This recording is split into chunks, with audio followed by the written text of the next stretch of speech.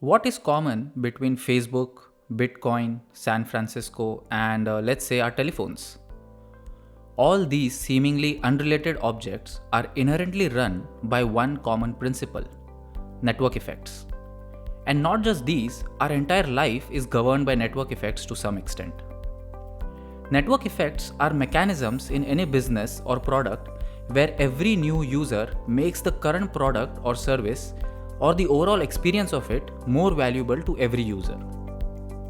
So imagine you being the only one to have a telephone connection. You can't call anyone or can't receive a call. It would be as redundant as using Orkut today if it still existed. Without anyone to talk to, telephone is not even a toy you want to play with.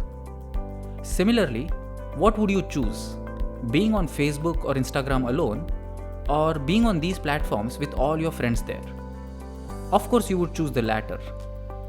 Because social media, without any friends, is the most useless platform to showcase your quote unquote fun happening life. Now let's look into the physical world. Consider San Francisco. How come most tech startups hail from this city? And yes, it has nothing to do with the education system of the city. Most founders don't even belong to the city, but they came from across the world to start their companies in SF Bay Area. And this is because the city provided with the supply of smart engineers and innovators, and that built an ecosystem where every future innovator benefited by living with the network of past and future innovators. And this positive feedback was complemented by the city's capacity to provide infrastructure to this ecosystem. So now, if you look into the Silicon Valley of the East, Bangalore in India, it also has the exact same inputs: talented innovators and the ecosystem it has generated. But the local governing bodies have been lagging to provide necessary infrastructure, thus making Delhi NCR region another hub for tech innovations in India. We see a similar trend in the US, with Austin growing as the next hub for tech innovation. Network effects also play a vital role in our daily personal life. For example, why do people in a multilingual country like India end up having most friends speaking the same language as themselves?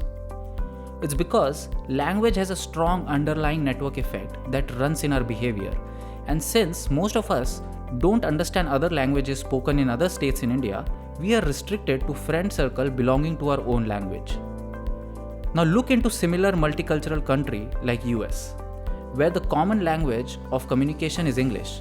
So although most of the people in the US have different ethnicities, the lack of language as a barrier helps them to grow a network across communities.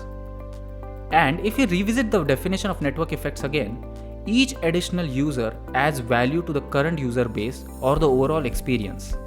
So, if you have a friend circle belonging to different communities but still not having a language barrier to communicate within the circle, the experience just increases manifold. And if we apply the Metcalfe's law given by Robert Metcalfe, the father of internet, the value of network is proportional to the square of the number of connected users in the network. So, everyone in India not wanting to learn Hindi or English out of pride of their mother tongue, they are missing out on the increased experience in their life governed by the fundamentals of network effects. Going ahead, I plan to think out loud on how network effects played a role in the invention of bitcoins. How since 1994, 70% of the value created in the tech sector is created by companies that run on network effects. And how we can use this understanding of network effects to make policies that doesn't allow giants like Facebook, Twitter to rule our online presence. Until next episode, be curious, stay tuned.